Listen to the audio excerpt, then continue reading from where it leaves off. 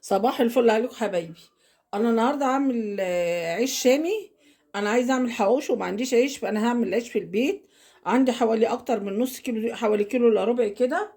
هحط له معلقه كبيره خميره فوريه، انا الخميره دي مجرباها. نص معلقه بيكنج باودر، معلقه سكر عشان الخميره، وذره ملح. هحط كل ده وهقلبه مع بعضه، وهحط معاه كمان معلقتين زيت اهم. وهشغل العجان ويقلب العجين الزيت الاول.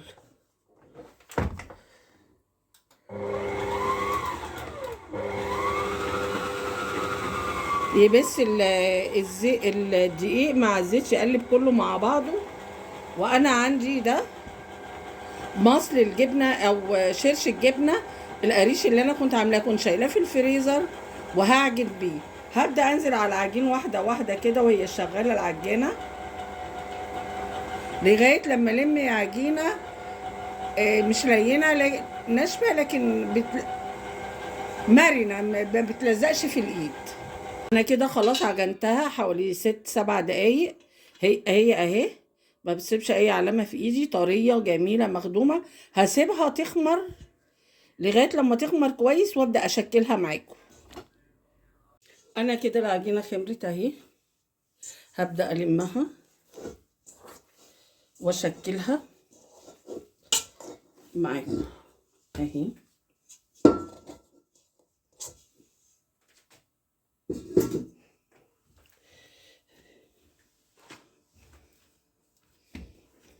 اهي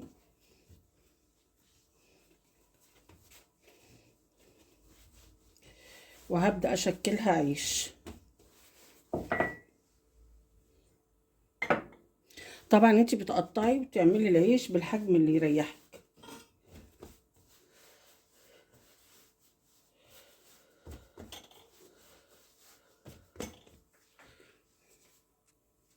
انا هبدا اقطع كور صغيره كده اهي معاكم.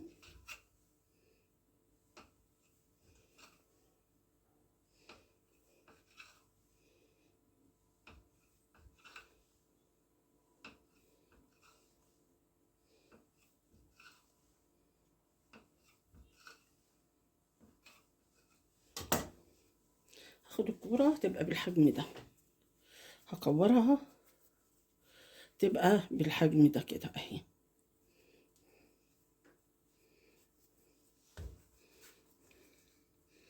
اهي قد البيضه او البرتقانيه الصغيره.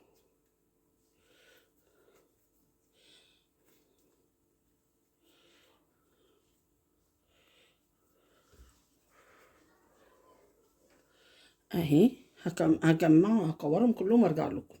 انا خلاص قطعته كور متوسطه، انا عايزاه عيش كبير شويه مش صغير. هسيبه يريح ربع ساعه قبل ما اشكله. ده ريحت العيش الشامي شويه، هبدا ممكن مغطياه، هبدا اشتغل فيه لكن برضو هفضل مغطياه عشان ما ينشفش. وهاخد بقى عجينه عجينه وابدا افرده بالنشابه بالحجم اللي انا عايزاه اهو.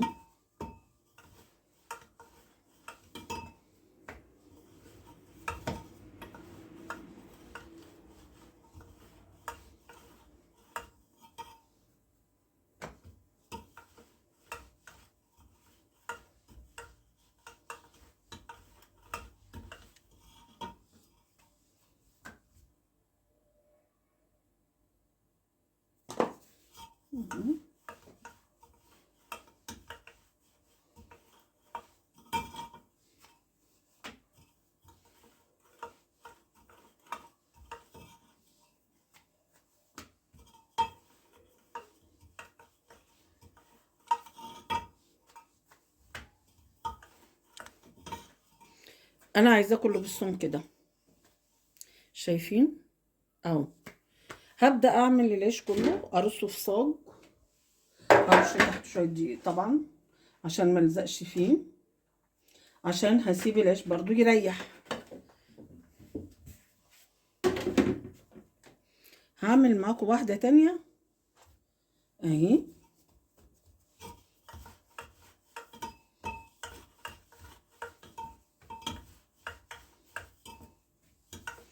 انا هسيبه يخمر تاني حوالي ربع ساعة بعد ما اخلص.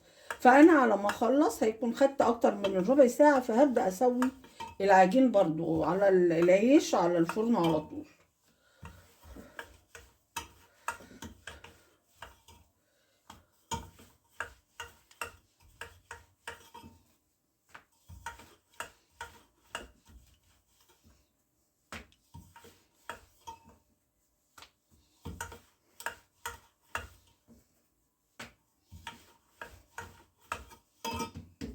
شايفين السمك بتاعه اهو؟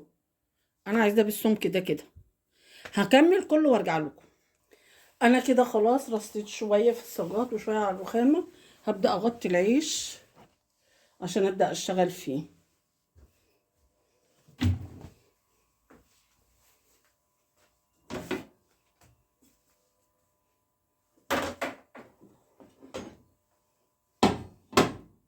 انا هبدا اخبز العيش معاكم اهو. هبدا باول رغيف عملته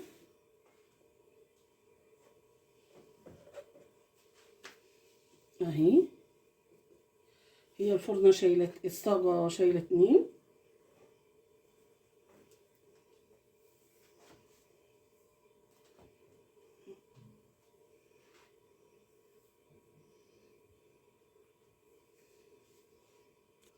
انا يا دوب الشمع من تحت وهبدا اقلبه كده اهو اهو. انا وسعت وهحط واحد تالت كمان.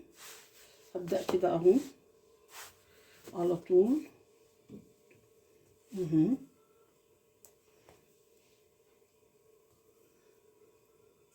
شايفين بدأ يتنفخ ازاي اهو. هبدأ اخليه يتنفخ اسيبه.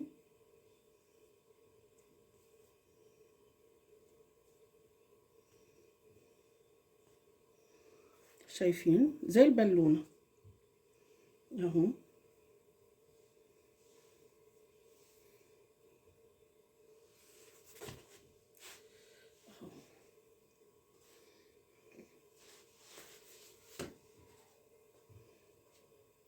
شايفين التاني بدأ يقب على طول ازاي اهو، من غير اي مجهود.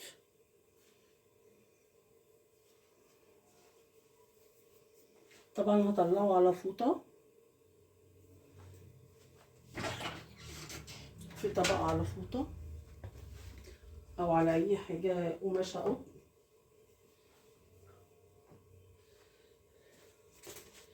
شايفين اهو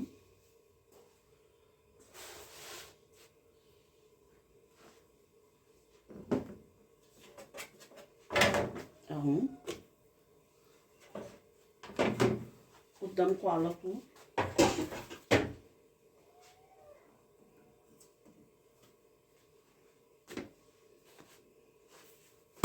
اهو.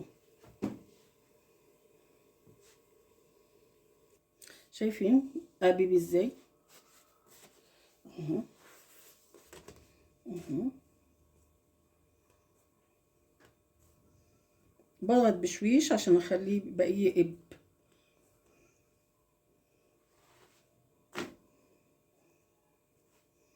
اهو. هكمل كله بالطريقة دي وارجع لكم. شايفين كل العيش بيقب ازاي؟ كله بالطريقة دي بيقب اهو.